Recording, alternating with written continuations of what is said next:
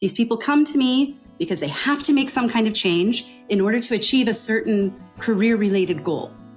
And if they do not make that change, it is very likely they will not achieve that goal because the person paying for this training has said that if they don't get the promotion. I mean, it's that serious. And on the other side, I sit there looking at the buyer going, but why is this necessary? Why do you feel that this is important? Are you sure that it is accent that's the issue, or is it something else in the communication? But I started to realize that by me telling them, no, don't change your accent, that's almost like colonizing them again. Because by me saying, don't make any changes, it's ensuring that they stay in the same position and I remain privileged, right? Because I see the system. I know how the system works. Welcome to the PronSIG podcast. PronSIG, the IATEFL pronunciation special interest group, has been at the forefront of pronunciation teaching, both in theory and in practice, since 1986. We support teachers around the world in developing their knowledge and confidence in pronunciation pedagogy, and fill the gap often left by a lack of teacher training through a wide range of online and face-to-face events, including workshops, conferences, webinars, and book clubs, and publications such as our biannual journal Speak Out and our monthly blog. In this podcast, we interview key figures in PronSIG history and the wider pronunciation field to provide our listeners the chance to get to know them and their careers a little bit more personally in this format. For those listening before Saturday, the 23rd of May, make sure you tune into our webinar with Rias van den Doel, titled Debating Nativeness as a Construct in Pronunciation Teaching. And a message for our members that applications are now open for the 2027 PronSIG Classroom Research Scholarship. In this episode of the podcast, I have a fascinating conversation with Heather Hansen. Some of the things that we discussed include the early days of her career and moving to Singapore, her TED Talk, her work on accent bias, her teaching priorities, and her own reflections on pronunciation goals after years of working with international clients in high-stakes environments, and also the appropriateness of the lingua franca core intelligibility priorities in various contexts. This is a very exciting interview, and I can't wait to share it with you. Here we go. Welcome to the PronSIG podcast. Here I am with my guest for today, Heather Hansen. Heather Hansen is an internationally recognized communications trainer, author, and speaker who has become one of the leading voices in the fight against accent bias. Originally from the United States, Heather has lived and worked around the world, including in Denmark, where she learned Danish, and now lives in Singapore, where she runs the Global Speech Academy, helping professionals and business leaders communicate more effectively and confidently. In 2018, Heather presented a TED Talk, which has been viewed more than 200,000 times. She has also delivered numerous webinars, workshops, and training sessions for organizations around the world, including PronSIG, multinational companies, and even NASA. Heather has authored and contributed to many books, including her own Unmuted, How to Show Up, Speak Up, and Inspire Action, which has received multiple awards and is an Amazon bestseller. Now she's currently completing a PhD on accent bias in the workplace. Heather, welcome to the PronSIG podcast. Thank you so much, Mike. I have to say, I'm quite nervous because I know the people you've interviewed before me, and those are enormous shoes to fill. I mean, Jane Sutter, Robin Walker, I look up to them like gods. So I'm really honored to be here.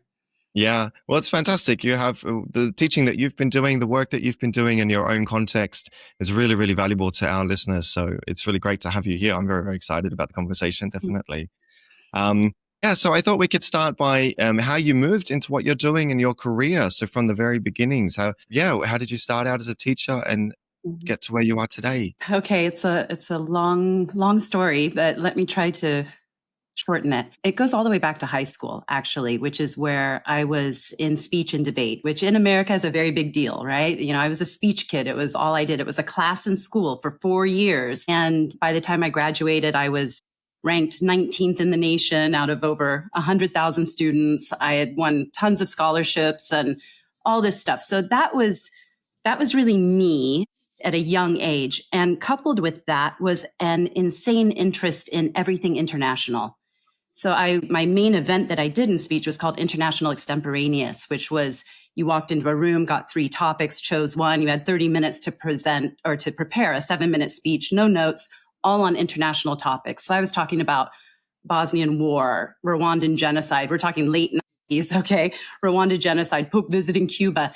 And it just really got me so interested in international relations and the role of communication within that.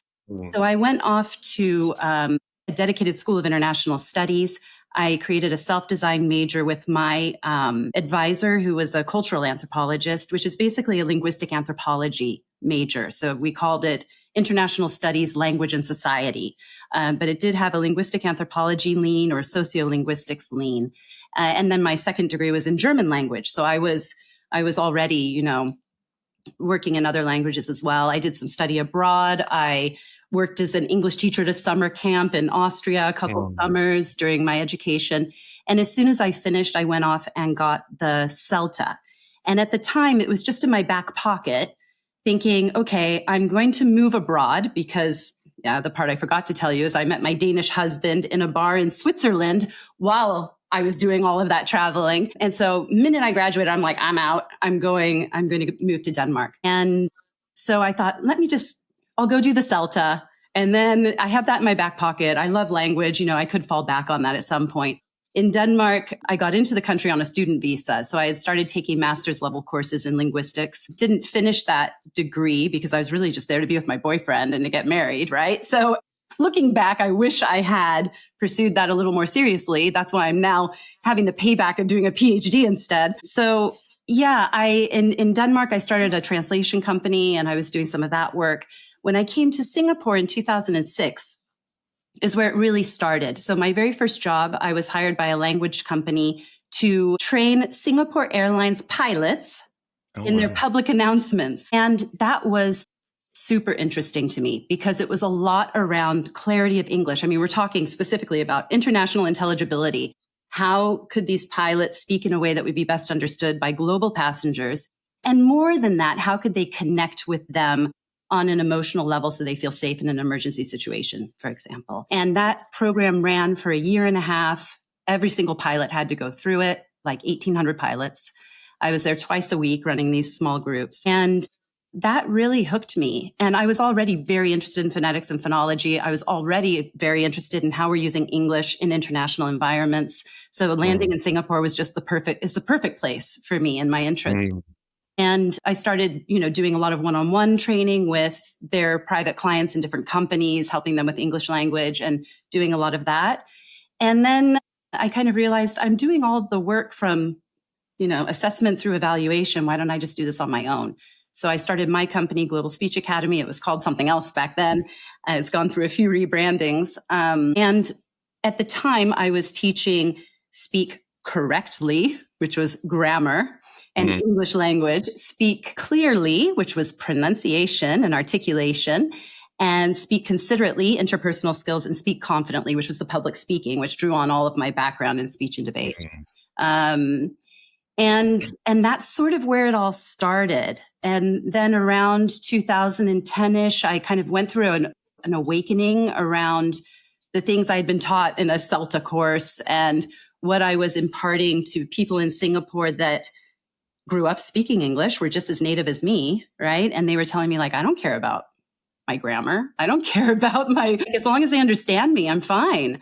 And then that really shifted a lot around how I was teaching the language. I actually dropped teaching the language altogether and focused primarily in on the pronunciation articulation side, which is what always interested me the most anyway. Found a regional linguistics library that we have here in Singapore. I spent about 2 years in that library, just reading every single book on ELF pronunciation, everything from Jennifer Jenkins. I found Robin Walker's book. I, really started doing that. I created a pronunciation online program based on the lingua franca core, very much centered on international intelligibility.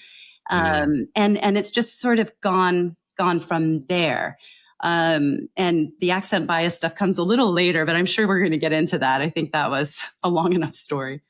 Yeah. No, that's super fascinating. So it sounds like you said that the pronunciation interest came out earlier on, probably when you were in Denmark as well. But of course, the landscape of teaching in Denmark versus in Singapore are very, very different. Yeah. So you must have discovered Jennifer Jenkins' work quite early and probably had an intuition for yourself and your own teaching as to what the priorities should or shouldn't be. Absolutely. So Yeah, and it sort of answered a lot of questions for me, because I can remember early in my career here in Singapore, someone saying, "How can you teach pronunciation? You're American." And I just thought, what? Like, what? I'm sorry, what? But of course, a former British colony, they've been raised with British English. All of their textbooks were always focused on British English. And so an American had no authority to be teaching any kind of pronunciation. Like, why would we want to sound like you? I mean, this was an older person 20 years ago. So the times have drastically changed in Singapore, to the point that Singapore English is starting to pick up some of the American sounds in the younger generations. So it's very, very different today. But in the beginning, I did not sound like the CDs, now MP3s or whatever they are. I did not sound like that. So I didn't know how to teach it. I didn't know, is it okay that I sound different? I think it's the same thing. A lot of non-native teachers, although I don't like that term, but they feel that way, right? I don't sound like the CD. Can I really teach this? And that's the I guess it comes down to people's perception of what pronunciation teaching is all about. And, people, wouldn't it be great if, in some ideal fantasy world, that the students all came out sounding exactly like us? That's absolutely not connected to reality anyway. So, yeah. And as you said, there are, or you've mentioned, I think in another interview or in Singapore, there are different language backgrounds as well. So there's a variety of Englishes within Singapore. Yeah. And wow, okay. I always tell the Singaporeans that they're probably the most talented in the world at accommodating and adapting. The minute they see my face, they know I'm foreign, and they immediately shift the way that they speak to me. They will, people say, "Oh, you've lived there. Like, I've been here 16 years total, right?" And because I went back to Denmark for a little blip and then came back again. And they're like, "Oh, so you speak Singlish?" And I go, "How am I supposed to speak Singlish? No one will ever speak it to me. How am I supposed to learn it?" Even when I have lots of local friends and I'm fairly integrated, but they don't speak that around me or to me. There's a different variety of English that they speak with me to ensure that I understand. So they are probably the best in the world of anything I've seen, of knowing how to judge the listener and think about what will that listener be able to understand, and then shifting their language and accent accordingly. And that's fascinating to me, how they do that. That's an amazing skill. That's what we want to be able to cultivate, I guess, in our learners too, right? And what are some of the features of Singlish, or what are they changing about their speech to speak with you? Oh, well, it's primarily vocabulary, I would say, because so much of Singlish brings in words from Chinese dialects, from Malay. And so it's all, a mix. And so mostly it's vocabulary, but they also, are going to really cut off endings, and it's just a very different, and grammar constructions change. It's a very, very different way of speaking. Yeah. But there is quite a big general awareness that this is taking place among the speakers. That's super, super fascinating. And they do it without thinking. I don't think they even think about it. They just know how, and it's very context specific as well. They know how they should be speaking in school versus at home versus in the coffee shop versus at work. They switch in and out constantly. It's really, really interesting. Yeah.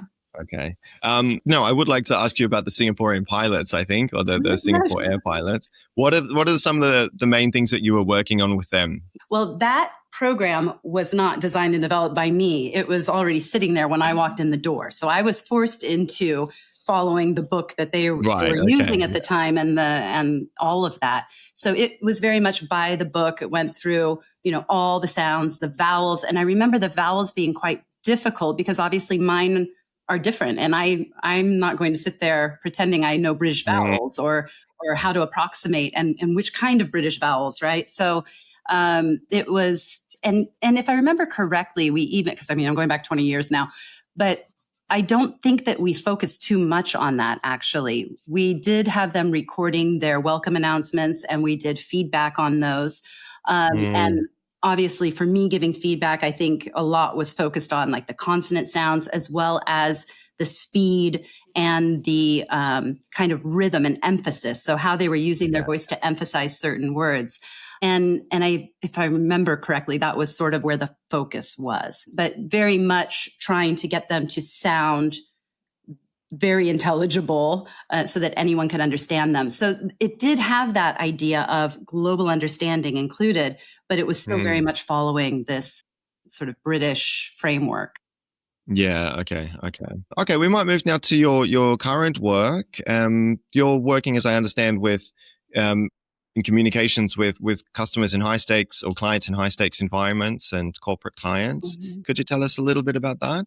Yeah. So my whole career has only been working with working professionals. So I'm either running workshops on different communication skills, presentation skills, training, interpersonal skills, cross-cultural communication, storytelling. So all these different kinds of communication, or I'm working with them one-on-one. And the one-on-one clients over the years, I became sort of known, and there aren't a lot of people in Singapore that work on articulation. So I've become sort of known for that here, and even more so with how outspoken I am around accent bias. So a lot of people come to me wanting help to be understood. And then we get into a lot of conversations around the goals, clarity versus an accent and what's actually necessary and who are their listeners, right? Primarily where my time is spent. And then I'm also giving keynote talks at different conferences. I do a lot of work online, especially since the pandemic. So a lot of online webinars and keynotes that I do for global audiences, because so much of what I talk about, it needs to be said to everyone in the organization, not just the team in Singapore, right? So a lot of multinational work. Yeah. So they would invite you to speak to the company or at a conference for industry people as well? Usually in company. So most of the work that I do is in company, sometimes associations. Yeah. And you're speaking to your potential clients who maybe have had issues being understood, as well as people in the company who have bias potentially as to what that ideal accent should sound like. Okay. Yeah, it goes both ways. And I mean, in the companies, it's usually they're faced with this issue that there's some kind of communication breakdown in these teams, especially global teams. And I mean, time zones come into play with that. Language comes into play. Culture comes into play. There's a lot of different reasons for that. So I could have a very broad audience. I can have the Brits sitting in the UK who are on the call, as well as people from any number of countries who are in that office, as well as, people here in Singapore and everywhere in between, and maybe Australia if we manage the time zone just right. So it is really everyone everywhere. So this is, the problem I ran into with IATEFL in the beginning with the lingua franca English, because it's primarily looking at, and the way we typically define it is looking at, two non-native speakers that are coming together and using English as a lingua franca. But I have always argued and talked to my clients around, even as native speakers, we need to learn to use the language as a lingua franca. It's a different kind of English that we're using. We need to know how to adapt as well. And so a lot of the tips and tricks, strategies that I would give to international speakers of English, I'm also directing to the white Westerners that were born into English, which is what we really mean when we say native. And so I expand a lot of the definitions to include them in that, because I've also found, my accent has changed over time living abroad. When I go back to California, they say I talk funny. And I'm usually like, well, is that because I actually articulate my sounds? Because I know that people understand me better. Over time, I've just subconsciously and sometimes consciously made small changes to the way I speak. Like, for example, T in internet or international instead of internet, and international and water. And so I try to say water, international, internet. I have made changes to the what way. Sort of, so you mentioned pronunciation advice that you would give to people living in America or something, communicating in international teams. I guess that would also affect vocabulary. I think you've mentioned before, like sports idioms. We can try to avoid those a little bit. Are there any other pieces of advice that you commonly give? Yeah, I'm pretty outspoken about avoiding the idioms. Yeah. And a lot of teachers get upset with me because they're like, but they're so fun to teach and and they all want to learn them. And I always say it's fine to teach them and it's fine for them to learn them from an understanding perspective, because it's very possible they'll be in situations where they need to understand, but don't use them, because if you don't understand it now, chances are there's going to be someone in the room who doesn't understand it either. But other things that I tell to our white Western speakers is things like, of course, speed as well, slowing things down, clear and simple vocabulary, avoiding cultural expressions, including idioms, also abbreviations, technical abbreviations, which is also just good practice in a normal team because you don't know who knows what. A lot of things that just make a normal, fully monolingual team work, they should be applied there as well, because that simplification is going to help everybody, not just a speaker from outside that community who comes in. So I also tell them to really think about their articulation, to focus on sounds like the T, the R, that are part of the lingua franca core, and to be aware of cultural differences. And then there's a lot of just accommodation strategies on top of that, right? Like checking for understanding. It's not everybody got that. Okay, great. Out the door. That's not checking for understanding. And then they wonder why a week later, everyone comes back and nobody's done what they said they were going to do. There was a complete misunderstanding somewhere. So teaching them ways to actually ask, okay, what's your action item this week? What are you taking from this meeting? Actually going around the room to have everyone express what they have understood. So all of this comes together, as well as strategies for inviting quieter voices into the conversation. Because I know that I am a very different speaker when I'm in Denmark speaking Danish than I am in an English environment. I'll always raise my hand and volunteer to speak. I'll always be the first one up to give the presentation. Not in Danish. I'm a completely different person. But if somebody just gives me that extra moment and invites me at, Heather, it looks like you have something to say. I'd be like, yeah, actually, then I'm forced and I do have a lot to say, but it can be hard to get over the hump sometimes. So we also talk about strategies for involving and including more people at the table. And do you get immediate feedback from the participants there, like that a few light bulbs have gone on? Or I imagine in terms of prompting reflection of one's own culture and bias might be a change that takes time. Yes, especially when we talk about accent bias. That's the topic where I hear I see the light bulbs just going off all over the room. Everybody just jaw drops like, how did I not see this? How did I not know this? Right. And that's always really, really fun because I love that process of making people think like, wow, this was in front of me the whole time. I never saw it. Heather, and now I'm interested in knowing about the work that you do with the clients that have come to you who've had communication issues or understanding problems. What does that training look like? Okay, so the people who come to work with me one-on-one, there are some who come to me privately. The majority of them are sent to me. And that makes for an interesting dynamic because there is someone somewhere in the hierarchy who has decided that the way this person speaks isn't good enough. And sometimes it's very ironic the way that works out because I can listen to the person sending and they sound identical. It's very interesting sometimes. So it's always really important to me, first off, that we have some kind of call where I can connect with them and I know where they are. What is their feeling? Do they feel like they need help with this? Are they happy to do this? Are they going to be coachable or are they actually not interested whatsoever? And more often than not, they are on board. They do know there's a problem. They have received feedback multiple times in the past that people couldn't understand them or they talk too fast or also around messaging. Sometimes it goes beyond just the pronunciation, right? So I look at it extends usually when people come to me one-on-one. So we're usually working in their work content, like a presentation that they're preparing for or something like that. And in the beginning of our sessions together, there might be more theory and practice and teaching from in that sense of looking at different sounds and saying, okay, can you hear the difference between the voiced and unvoiced, the T and the D? And can we find a little bit more separation there? And we'll point out all these little things. I always start with a full speech assessment. I have them read. It's based off of the old shopping list in Ship and Sheep, right? And they do that kind of assessment that has all the sounds of English, so I can get just basic sound ideas of how they're pronouncing them. And then I have them read a short passage, and then I have them do a free speaking. And even though it says free speaking, a lot of them will still send me their reading. They wrote it all down and they're reading it to me because they want it to be perfect. And I'm like, that defeats the point. I don't want it perfect. I want to know what's normal and what is perfect, right? There is no perfect. So after we do all of that, then we kind of go through session by session.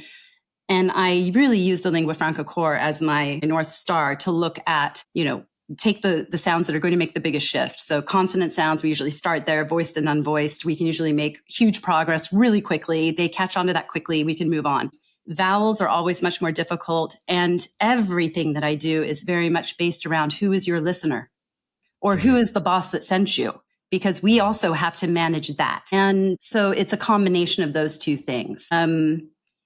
And that is just so important. And I know that that's difficult for teachers to think about in a classroom setting, because you have people from all over. They all have different needs. They all have different audiences in the future. So I'm privileged in the sense that I work one-on-one with these individuals. But it is the majority of the first conversation I have with them. Who are you speaking to on a daily basis? Okay. Do you need to fit into an American model or a British model, either to be understood or to get the next promotion or to get the international posting? Because, we talk a lot about intelligibility in ELF and teaching people to be understood. But there is an entirely different side to accent bias, which is stereotype and stigma based, where people listen, they hear a certain sound, a pronunciation, an accent, and then they're equating that with some negative stereotype. And in my work, I need to somehow balance and overcome both of those issues. I need to get them to speak in a way that is not distracting enough that they are negatively stereotyped and seen as incompetent or unfriendly, so that they're able to get the promotion. Because many of them who come to me, they're right on the cusp of like the C-suite, and they're saying, we really want to move him into this role. I say him because they're 80% him. Want to move him into this role, but then he needs to represent the company on global stages. We just don't think he's global enough. I love that one. It's not global enough.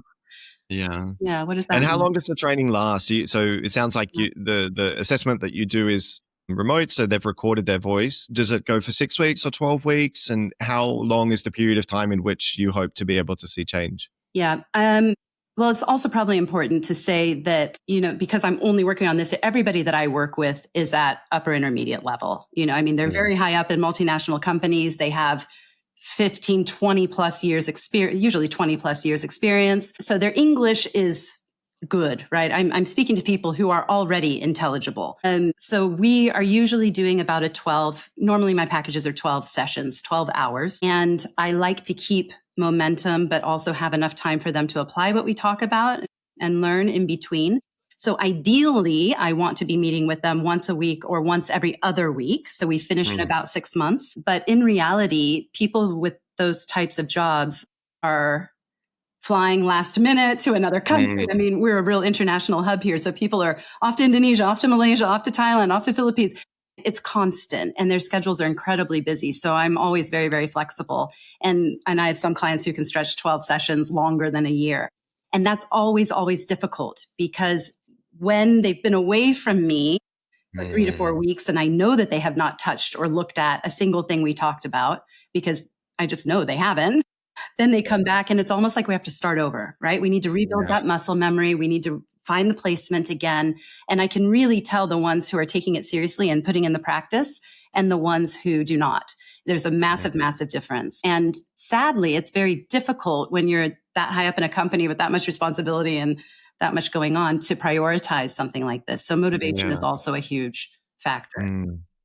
I have a musical background and I play music regularly. And for me, a lot of it, as you mentioned, muscle memory, and that's a big part of it as well. And I feel like in my teaching, a big part of it is trying to convince people that it's worth the effort and it will pay off, like to trust the process.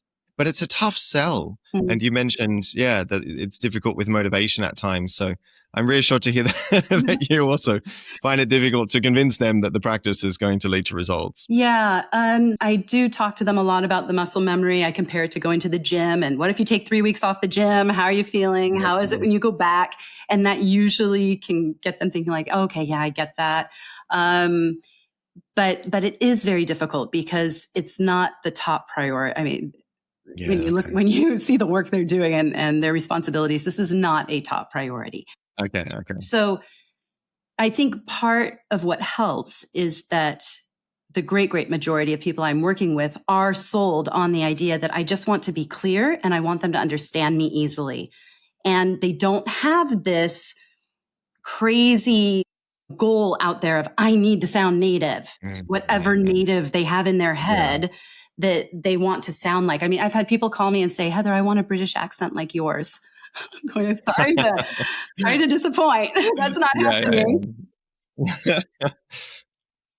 It's very individual, and they can also hear and tell, because I will point it out to them. I'll say, I can hear that you've slipped back to, some of your older habits.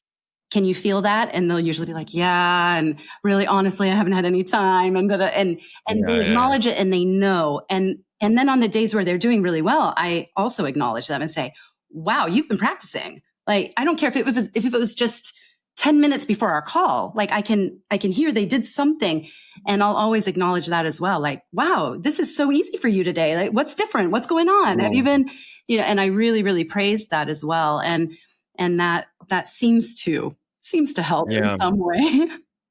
I'm interested in, I started with a new class the other day, and two of them did the recording their voice homework, and one of them was reluctant. He's like, I don't want to hear my voice. I didn't listen back to it. And it reminded me of, in your book, I loved that it wasn't just about pronunciation, because of course pronunciation is one manifestation of so many different things. And you talked about authenticity, and that people can be open to change and still remain authentic to themselves. And that seems to me like it's a battle that's in teaching as well. We kind of have to be coaches and cheerleaders, and it sounds like that's coming into your teaching quite a lot too. And teasing out this willingness to practice, to change, but do you find still a lot of people are turning their backs on themselves? That's a good question. Language, anything to do with language, is just so closely tied to identity, right? And so it really is so individual. Some of them have huge motivation of wanting to change, maybe for wanting to belong in a certain linguistic community, or it's usually a belonging, right? And then others are really set with like, no, this is me, and my accent means something to me. My language means something to me. This is who I am. I don't want to have to change this. Why do I have to change it when everyone on the board of directors sounds just like me? Why are people from my own language group against me, right? And that's where I get the biggest pushback, where I have to, but I think because they know, I think a lot of people come to me because they know I do not believe in changing them or stripping their identity, or changing their accent, or forcing them to behave or act or speak in a way that's different. They come to me because they've seen the work I've done around accent bias and how I say you should retain your identity, and you don't have to sound British to be understood, and all of those things. But it's a very, very, very fine line. And I always refer to it as the hypocrisy of my career. This idea that these people come to me because they have to make some kind of change in order to achieve a career-related goal. And if they do not make that change, it is very likely they will not achieve that goal, because the person paying for this training has said that if they don't get the promotion. I mean, it's that serious. And on the other side, I sit there looking at the buyer going, but why is this necessary? Why do you feel that this is important? Are you sure that it is accent that's the issue, or is it something else in the communication? And that's why so much of my work goes beyond articulation training to include, messaging and presentation skills, and these, because it is a full package around sort of this idea of executive presence, which is another very wishy-washy, socially constructed idea. But then on this side, I'm trying to tell everybody, no, you just need to listen better, and you need to train your ear, and you need to learn skills for recognizing accents, understanding accents. And I try to walk that line, and that's incredibly difficult. It's incredibly difficult because I also don't feel that I have the right, as the white Western native speaker born into the language with every privilege possible, to tell someone who is in a less privileged position linguistically, no, you shouldn't change that. You shouldn't do that. And I was very vocal for many years around that, of you should not change your accent and do not da-da-da-da. And then it sort of dawned on me, I think through my PhD studies, you become a little wiser and more humble, and you realize how much more complicated things are and nuanced things are. But I started to realize that by me telling them, no, don't change your accent, that's almost like colonizing them again. Because by me saying, don't make any changes, it's it's ensuring that they stay in the same position and I remain privileged, right? Because I see the system. I know how the system works. So I actually... You're saying that that's how your message is sometimes being interpreted? Well, I think that the problem is that it's easy for us as a native speaker who has been born into the language, and especially those of us born into a prestige variety of the language, which I have had a lot of privilege because of that. We tend to look at our students and say, no, keep your identity, keep your accent. But we also know that they're operating in a system that is biased against that accent, that is not going to offer them opportunity, that is not going to hire them, that is not going to give them the promotion. And so by me telling them, don't make any changes, you shouldn't want that, I'm basically keeping them in their lower status level, whereas I am up here and can remain up here. And I will always have domination over that linguistically. I've become a little more nuanced in this now, and I'm very, very focused on shifting the conversation to the listener and talking to my clients about, okay, let's think really carefully. Who do you need to communicate with? Who are the decision makers who will have an impact on your future career? How do we need to speak in a way that meets their expectations and that also will be easiest for them to understand? That's then what we look at. I just had a client start yesterday, and it's very rare I have clients like this, but he is the regional manager of an American multinational. And he basically, regional is a small word because it's like everything from Japan to India to New Zealand. I mean, it's basically the whole world other than the United States. Asia Middle East, Pacific. everything. And he's the one who has to report to this American leadership team. And he's like, it is only them. And they decided that he needed to make changes because it was very hard for them to understand him. He's been working abroad like over 20 years, all over the Middle East and Asia. He is one of the clearest speaking clients I've had, but the leadership team's sitting in Ohio with very little international experience. And so therefore, I've talked to him and we talked about the importance of the clarity and intelligibility issue, but we also had to talk about you're also going to need to target a slightly more American accent because we've got to get through the stereotypes and the stigma bias that's going to continue to hold you back. Also, just being seen as a foreigner from a native listener's perspective, it immediately reduces the perception of competence and warmth. I mean, we have to face the reality of that. But that's why it's so specific on who's the audience, because I don't have to do that at all. If he had told me, oh, I just work in the region, Indonesia, Hong Kong, Philippines, Thailand, Vietnam, then it would be a very, very different discussion. And there would be no talk at all about accent. It would be focused only on the clarity. And that's also a huge, huge difference. And so I think sometimes, and I know I've been outspoken about a lot of these things over the years. So, but and that's the problem as well, is that my career has been quite public, right? I went from YouTube videos to speaking on big stages to working with big companies. And that requires a big social media presence. So that means that everybody gets to follow along when I go, I've changed my opinion. I've changed my mind. I've learned something new. But I think that's a good thing because I think teachers shouldn't be afraid of learning something new, trying new techniques, trying an entirely new perspective when they get new information. And I've seen that process happen in my own career as well. Well, I think that makes you such a great guest for this podcast as well, because you sort of embody the spirit of the lingua franca core as well, working with clients that are further down the track, in work and not pre-work. Whereas a lot of people, if teachers are working at universities, that's obviously a pre-work situation. And it's difficult to say exactly who they're going to be speaking to later. So yeah, very, very fascinating. I have a lot of questions. The next question is going to be, though, what is the balance between, you did mention that you work with consonant and vowel sounds with your clients. I'm formulating the belief that suprasegmentals or sentence intonation and sentence stress is probably more important, but I haven't worked as much with this so far. Are you finding that you're working a lot with intonation and nuclear stress and things like that? And stress and unstress? Yeah. Well, from lingua franca core, we aren't focused so much on the weak sounds, right? On the schwa. That was sort of taken out. And instead it was focusing on the nuclear stress in our thought groups, right? So I do talk to them a lot. And I usually go from the perspective of matching emotion to the message. So I have them think about, how would you express this maybe in your first language?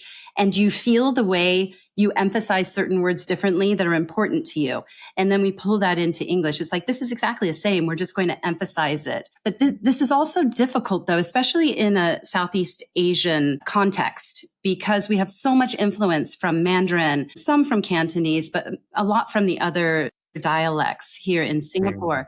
And so the patterning is very different. And what they consider, how they hear emphasis is different.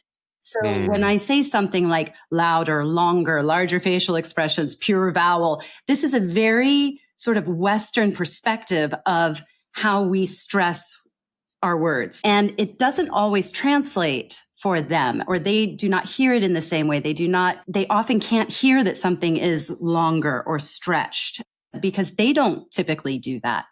And so even in the English, right? The English they speak here. So that is sometimes a challenge of the patterning. And then the question becomes, how much do we really need to change the patterning? Are there other ways that they can emphasize other than maybe lengthening by going slightly up in pitch to emphasize that word? And I'll demonstrate some of that. And they can hear it and they feel the difference. The minute they change their patterning, especially for a Singaporean speaker, if they go and apply that in their Singapore office, it's an immediate ick from the rest of the team. Why are you talking like that? Why do you sound like that? What are you doing? What, you think you're more important than us? Why are you so posh all of a sudden? It's a real turnoff, and they'll get really negative feedback from colleagues because that shift in patterning really identifies that you're trying not to sound Singaporean in some sense. And so we have to be very, very careful about, again, thinking about the audience. Who are they interacting with? What is going to move the needle for them, to use an idiom? Sorry. What is going to shift things the most for them so that they can be most successful in their particular context? And it's very difficult in an international environment because understanding is incredibly subjective. You know, in English teaching, we look at intelligibility, but we measure intelligibility. That is objective understanding. That is dictate the passage you're going to hear and then count how many words they got correct. That does not ensure that they felt it was easy to understand those words. And that feeling of ease, which is comprehensibility, is what's actually having the biggest impact then on especially stereotype and stigma in how they are processing the language, the difficulty with processing, and then how they are discriminating against the individual. So it's that balance again of, making them clear, but also fitting into the cultural environment that's there so that they can be accepted and still belong in it, even though they sound different, if that makes sense. I mean, it's so nuanced. Oh my, yeah. It's so complicated. There are so many different moving parts and elements to consider. But it must be amazing to be able to see what's happening and then prompt reflection in your clients so they can think about these different things, maybe their own personal bias. Like, well, think about how are you emphasizing words in your first language and then teasing out how we can transfer this knowledge over. Yeah. I just find it really, really fascinating. Okay, I'm going to move on to another topic now, to accent bias a little bit. Could you tell us a bit about the work that you've done on accent bias and your PhD? Oh, sure. Yeah. This is what I'm just so passionate about. You know, I've been just so interested in seeing how people are perceived in different ways based on how they speak. And I think I got really interested in it when I was in Denmark.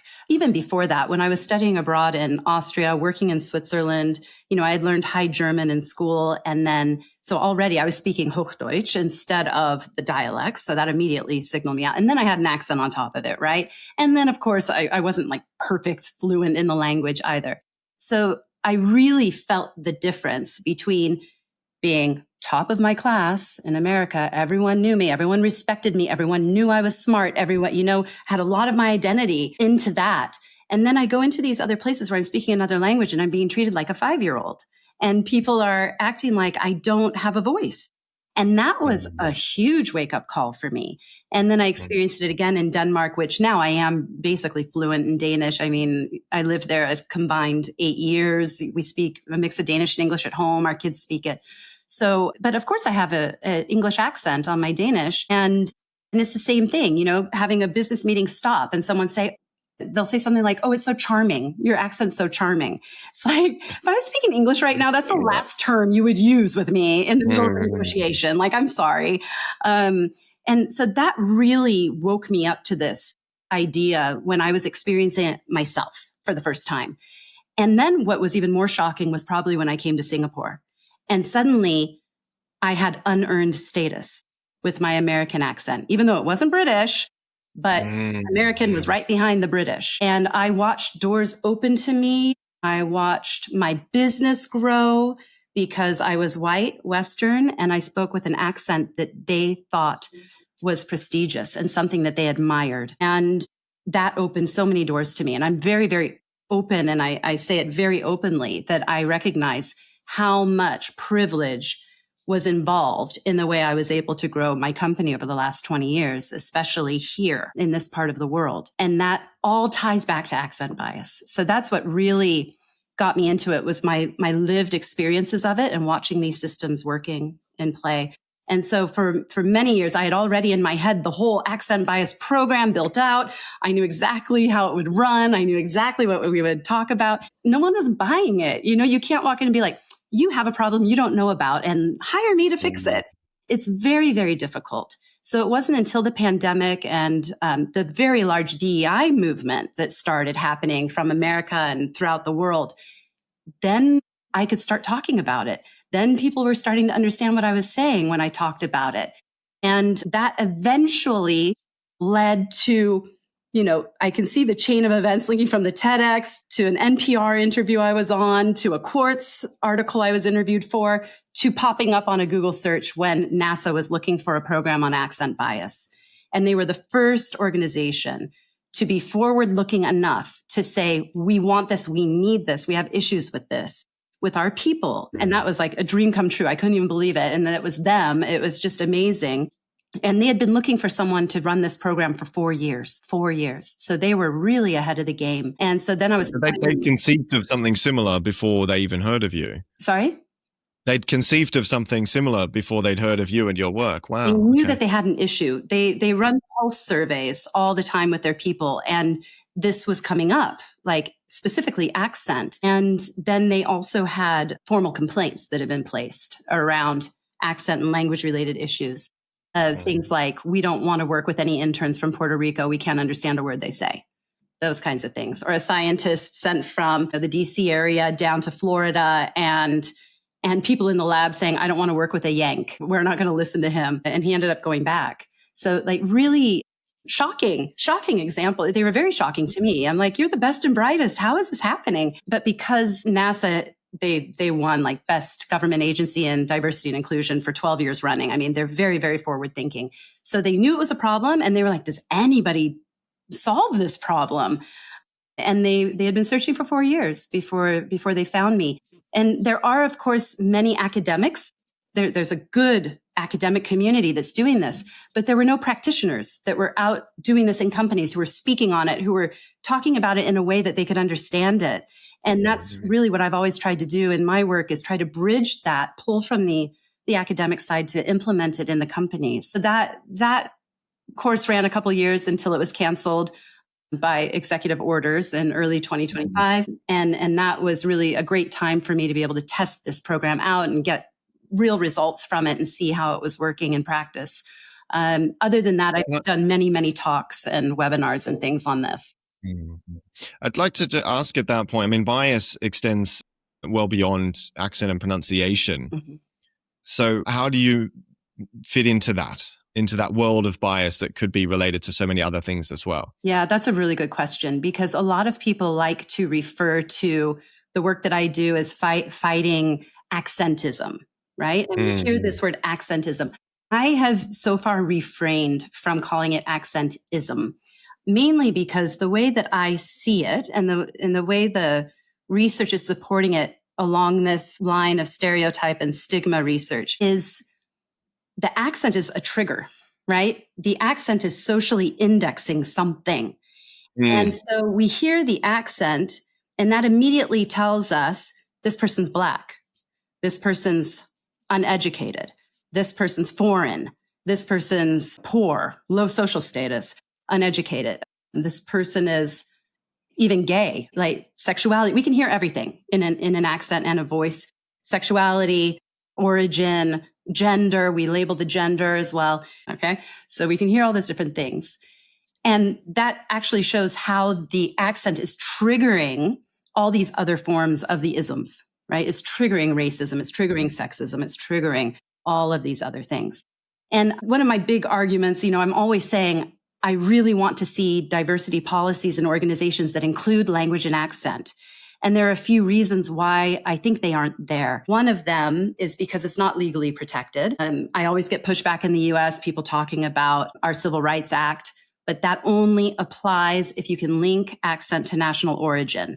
So the person with the Texan accent or the Yank from New England, they're not covered by any of that because they're American born and bred for generations. So they cannot claim national origin. In those specific cases, perhaps we are looking at accentism. But I would still say that the accent is triggering a social stereotype that leads to a different kind of bias. So for example, in the UK, we see over and over again how closely linked accent and social class is, right? And everything is about social class. And you can see that in America as well. A Texan voice is perceived and is depicted in the media and in the cartoons we grow up with as being the not so smart, maybe uneducated sounding voice. So maybe that is linking to social class or elitism or other areas. So this is why I'm still a bit split on this. I do see some people coming forward and calling this accentism. I still refer to it as an accent bias or privilege because we need to look at both ends of that equation. And I see it more as a trigger towards other forms of isms. So do you see your work in the area of accent bias just raising one's awareness of their own biases that are related to hearing somebody's accent, or are you also proactively working towards breaking down these biases as well? Yeah, the first step is always the awareness. So the first part of any program or talk I give is always around, do you know you have an accent, right? Every time do you have an accent? We do a Mentimeter poll, 30% say no. And it's like, okay, let's start there, right? We have to start with the awareness first. That's the only thing we can do. And Accent Bias Britain, fantastic research project ongoing. Their research showed that was the only thing that really made a significant difference in mitigating the bias, was raising the awareness. But they also point to the fact that, well, that's because right now we're totally unaware. So we have to get to that step first. So we talk about that. I always start there. And then we do background around what are accents, why do we have them, where do they form, and then where does the bias come in?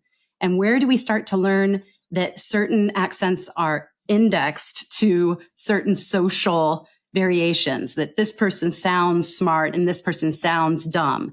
This person sounds one race, this person sounds another. Where does that come from? And then from there, we look at then how do we start to reduce the cognitive load of listening? So giving the skill sets for understanding accents. What is it you're actually listening for? What is the pattern recognition going on in my head when I'm hearing someone I've never heard before? How am I able to understand them better than how I would have understood them 20 years ago 26 years ago when I left the States, or 24 years ago? Because now, of course, I've developed an entire skill set being around so many different accents all the time that I know exactly what I'm doing. I'm listening for what are the consonants they switch? What are the vowels? It's a code. You just crack the code. And then what are the intonation patterns? Where's the word stress? These are patterns, and they will do them the same every time. So it's just cracking the code. So I try to spend a lot of time on teaching this idea of accent recognition that I talk about in my TEDx, to give them the skill set to better understand. Because then they can't fall back on, it's just too hard, my cognitive load, processing fluency. That's a cop-out for me. I don't think that's a fair excuse. So it's about make the effort. But also, you can't just say make the effort without giving them the skills. So there is a lot of that. And everybody, it's not just native speakers, the non-natives as well need to learn how to hear and understand the accents and the differences, right? So there's a lot of that as well. And then, so it's about, breaking their very fast judgments and then thinking more clearly about, if this person sounded like me, would I be giving more attention right now, right? and that. So, and then we talk about, how do you bring it up in a conversation in a team? How would you address it? Is it okay to point it out? Or they'll ask, is it okay to correct someone in the meeting? Well, that's maybe better to do later, unless it's obvious people aren't understanding or there needs to be clarity, but having social contracts in place in these teams so that they know who they can turn to, who are the allies, and who can speak up for them or help them. And that's already been agreed beforehand. So we do go into a lot of these strategies for keeping the team inclusive and safe in that linguistic space. That's the first time I've ever really considered a strategy training for listeners for accommodation to reduce cognitive load in listening. I kind of just always thought that would be an automatic process. And I guess that's part of the training. Like, well, no, there's actually things Right. Because if you've never heard and it still hits me today, I can still meet someone and everyone is so individual. Because I've heard a French speaker doesn't mean I'll understand the next French speaker that I hear. And so it's always about tuning your ear in those first couple minutes to understand the very unique sounds that person makes. And of course, the problem we see at work is that what happens when they aren't understood, well, then they start being quiet. They talk less because they're embarrassed that people don't understand them. And the people who don't understand avoid them because it's so embarrassing. I feel so bad that I can't understand them. So instead of getting more contact, more familiarity, they get less. And that's the worst thing you can do because you need more familiarity before you can understand better. So I also try to encourage everybody, keep talking, because you need that learning to happen for it to get better. Okay. Okay. So that moves nicely into your PhD on accent bias. Oh yeah, the PhD. You said that you've become wiser about a few specific things you mentioned earlier. Yeah. Well, the PhD is looking at what I'm focused on is how we are categorizing people based on how they sound and what effect that then has on their status in the organization. The problem that I see across the literature is that, we have 100 years of research on accent attitudes, and yet the great majority of it is all from the native speaker's perspective. So it's the native speaker judging the non-native speaker, which even these terms, native, non-native, they're so meaningless today with multilingualism and globalization. So what I'm really, really interested to know is in these truly international environments, I don't care if you're from the US, the UK, Greece, Singapore, Germany, when you're working together in a team, how are you categorizing each other? And how is that then having an impact on the way you feel you understand them and accord them status in the organization? Because I think standard language ideology is so ingrained in all of us, whether you're native, non-native, Western, Eastern, doesn't matter. This idea that there is some standard that we're all trying to achieve. And I would argue that we're probably going to see that in international organizations too, even when a native speaker isn't there. If they all come together and there isn't a native speaker present, what model or target do they then decide to use as their North Star? Are they going to converge on something Americanish or British, or are they going to give more status to someone based on the accent that they have, that they sound more Western, or how exactly does that work? So that's what I'm trying to find out is from a international, truly lingua franca perspective, how much accent bias is really at play? And is it less than when we're looking at the native speaker's perspective, or are we seeing the reproduction of the same hierarchies? And unfortunately, I have a feeling that's what I will find. That's why I have the business I have. We mentioned the example before of a Singaporean in a team of other Singaporeans, in a different way, and that's sounding a bit strange potentially. Yeah. There was a great research study that came out of Singapore Institute of Management late last year, where it was about accent and influence. And so they played an American speaker's voice and a Singapore speaker's voice presenting a clip of a presentation, right? And the people listening had to rate how much they felt they were influenced by those presentations. And they were influenced more by the American speaker. It's horrible. It's horrible. So that's what I'm trying to change in the world. When are you expecting to be finished? I'm already behind schedule, so don't ask me that question, but I'm hoping end of next year. But Yeah, okay. Heather, this is the PronSIG 40th anniversary podcast. So what you were on the board, I believe, as well at one point, and you wrote an article for PronSIG. Yeah. Coming, I think it was 2016, That must 2018, be a good thereabouts. 10 years ago or so, yeah. Yeah. So what are your memories of being a part of PronSIG? Yeah, that was, okay, so I moved back to Denmark between 2014 and 18.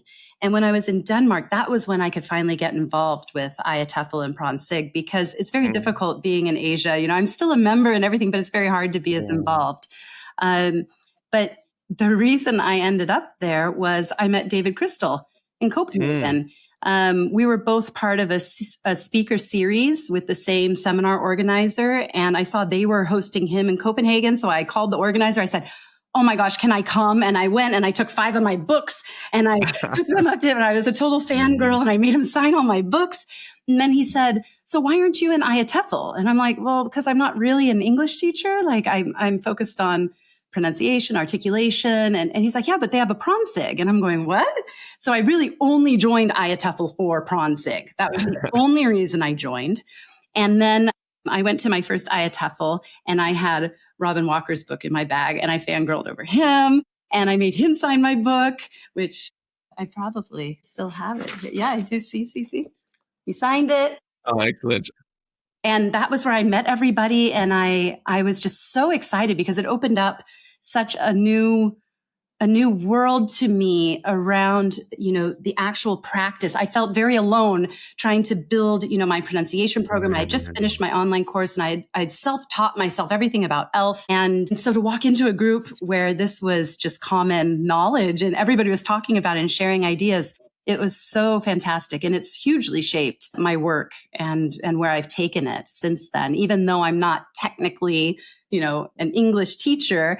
And that was why I never joined, but the work, it follows. And it's just been so fantastic. Yeah. So I have many, many great memories, especially during that time when I was able to be more involved. Yeah.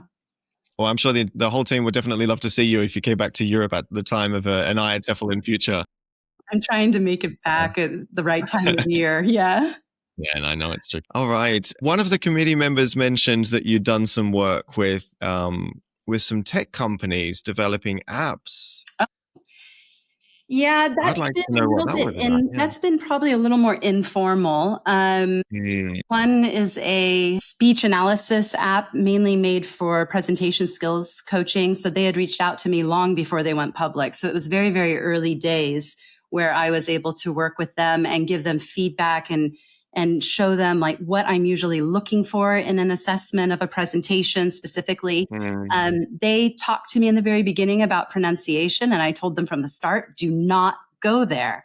They went there. There's now pronunciation feedback, which I'm not happy about at all, but they did include a toggle so that I can turn it off. So for the teachers using, and I mean, I won't name, but it's very easy to figure out what company I'm talking about.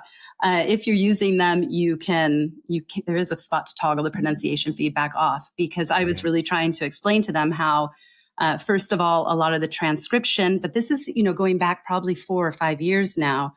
The transcription wasn't what it is now. It really had difficulty understanding my clients. And it was based on Google data, right? And it was made for an American audience.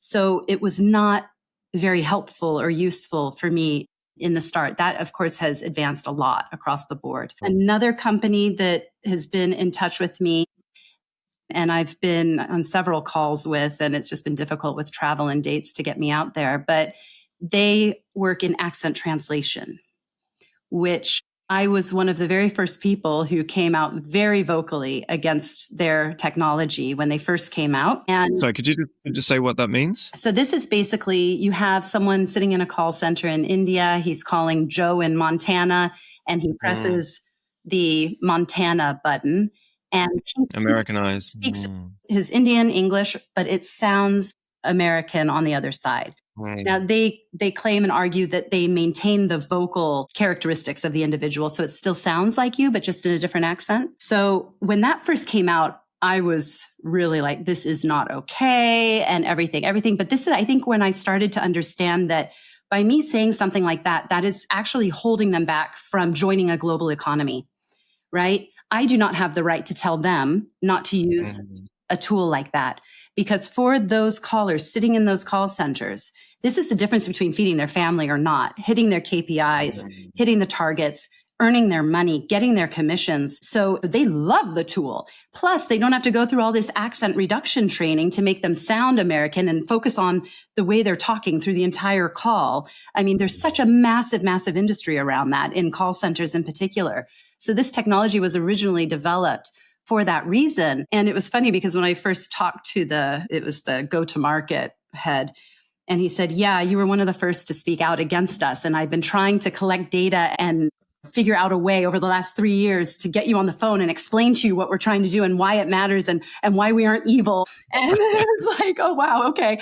And they really did get me thinking about all of these new technologies in a very, very different way. But it is about how they explain it then to the world. Like calling it an accent translator, I don't think that's the right language we should be using. We need to be really mindful about how we're positioning these products, what their goal is, what the use cases are. It's very easy to think that AI is going to democratize the world, right? That, wow, having ChatGPT, now our non-native students can write a perfect email and everything else. But then what happens? Social reproduction happens. We find a new way to make sure that the native speaker is on top by saying, that's AI slop. Oh, I can tell you do that with AI. That's not good enough. I'm still in control. I still have the power. This is all just sociology 101. We're repeating and rebuilding systems of oppression, and that will continue. And so some days I look at AI and I think, wow, what a democratization of language. What if we could be on this call and you can speak German to me and I can speak English to you and you hear it in the German accent of your choice and I hear it in the English accent of my choice. The problem as well is that the accents that are available are, of course, only the larger prestige varieties, also because there's more language resources. So there's a lot going on in these situations. So when I have been approached by many other pronunciation apps that I've just fully turned down. Like, I want nothing to do with it. They usually want to have some kind of partnership or want me to, talk about the app or advocate for them. And I'm like, I'm sorry, no. I've seen your marketing. You're completely focused on the speak like a native paradigm, and I will not come anywhere near that. I'm still waiting for a company to approach me that is trying to do something from a lingua franca perspective or from an intelligibility perspective that I could get behind. But this is the main reason I have not openly backed any of these apps or encouraged people to use them. So I was going to ask you a question about sort of suggested guidelines for tech companies or what you think the risks are here. And I guess, anything that's promoting native speakerism as well, or, have the perfect accent. And they don't necessarily have sociolinguists on their staff. They aren't thinking of it. They aren't even aware. I would have these conversations and every phone call, it was a jaw drop moment of, we never thought of that. I never thought of it that way. Because I said, if one of the ways, if we're democratizing, we need to go both ways. Like, does our Indian call center worker get to hear Joe from Montana in Indian English? Does he? Yeah. Why aren't we developing that? Oh, well, there's no business case. Yeah, I know. There's no business case because we have standard language ideology that maintains that only these certain accents and varieties are important. The others are not, and they need to change to fit us. But if you really want to democratize AI language tools, it must go both ways and it must be fully inclusive. And the problem with that is we don't have enough language resources for a huge number of languages and even fewer resources for specific accents. So being able to go on 11 Labs and create a voice clone. Well, my colleague in Australia, who's Polish, said, I had to pay extra and get a special subscription so that I could train it on my voice, because they would use my voice, but they put it as like a British or American English accent. And he said, I've never felt so connected to my accent before when it was stripped away from me by AI.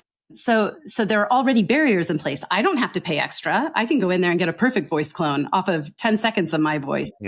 Whereas someone else who does not have a higher prestige accent, they're going to have to pay more. There's already barriers in place. So there's a lot of inequality that's already happening. I don't think anybody's really paying attention to it. And so that's where I'm getting the phone calls and then trying to sort of raise awareness around those ethical issues and fairness in the development of the tools. Everything is moving so quickly that typically by the time they call me, it's too late. Like we need to backtrack and rework how you're developing the tool. So there are lots of interesting things going on out there with the AI and tech, but we'll see where it goes. Do you notice an increase in, or as a result of learners, students, people using apps, language apps, that human connection is suffering through that? Do you see any risks that we're not really considering? That's a tough one. I think it's more around trust, and that can then damage the connection because now we're starting to question everything we receive. Is this really their voice? Is this their words? I'll get an email from someone who I've spoken with 1,000,000 times, and I know their English so well. I know exactly how they communicate. And then you get something that is so clearly written by an AI tool, and you feel like, what? You couldn't take the time to actually write me? It's like this breaking of trust. Do you think that I don't know? People who comment on a LinkedIn post, it's like, I've never heard you say a coherent sentence and you just wrote a paragraph of floral prose on my LinkedIn post. I mean, it's that. I think that we're going to need to be much more careful about maintaining our credibility because it's so easy to pull from AI. And I think, I just recently gave a talk on expertise, which is totally not my expertise, ironically, but I was talking about how you need to be smarter than the AI. When I put in anything about accent bias, I can see it spit out the standard language ideology right at me. And I know exactly what it's pulling from. I know what sources it's getting it from. But if you don't have a depth of knowledge, you believe it. It sounds great, right? Eloquence over the expertise. Sounds amazing, and it must be right. But what I'm finding with my clients, they come to me with a script for their next presentation, and I'll find that there are words in there that's like, I don't think you mean that word. And then I'll kind of talk to them and say, is this really what you mean? And they're like, no, that's not it. I'm like, yeah, that's the AI misunderstanding your focus here. It sounds beautiful. You love it. It sounds great, but it doesn't say anything. So I think that we have to be really careful with how AI is being used and how especially learners are applying the use of AI, because I think sometimes they read it and they haven't really understood it, but it sounds good and they send it off, and then it damages them more than it helps them. I wonder, I'm just thinking aloud here, maybe this is an area for future research to see the effect of AI generated texts on the reader's brain, maybe even the sort of emotional activation in the brain. And particularly if as you mentioned with one client of yours, how that person speaks, and then you receive this text that's in a completely different tone. And maybe that your brain is not activated emotionally in the same way as it would be if you knew it was that person who had written it. Yeah. That would be a really cool study. Yeah. We have so much to learn. There's so many questions left. Yeah. And everything's just going so fast as well. And, by the time a study's done, it's almost obsolete. Exactly. Yeah. That's the other problem. So, Heather, I won't keep you too much longer, but I'll just, ask you if there are any other comments or things that you'd like to add to our PronSIG community for the end of the podcast. Oh, wow. It's a bit too open-ended. Very open-ended. No, I think we've talked about a lot in this conversation. It's been great. Thanks so much for having me. I would just say, teachers out there, you're doing such a great job. Teaching pronunciation in particular is like I said, that tightrope walk of helping them and helping them fit into systems that are working against them, and finding a way to do that is hard. All we can do is really support them as much as we can and fill them with as much confidence as possible in the way that they speak and their authentic identities so that they can go out in the world and use their voices for good, hopefully. Yeah, and whoever'd like to learn more about that should absolutely check out your book, Unmuted. All right. Thanks very much, Heather. We'll finish up there for now. And Thank you so much. That's it. Have a nice afternoon.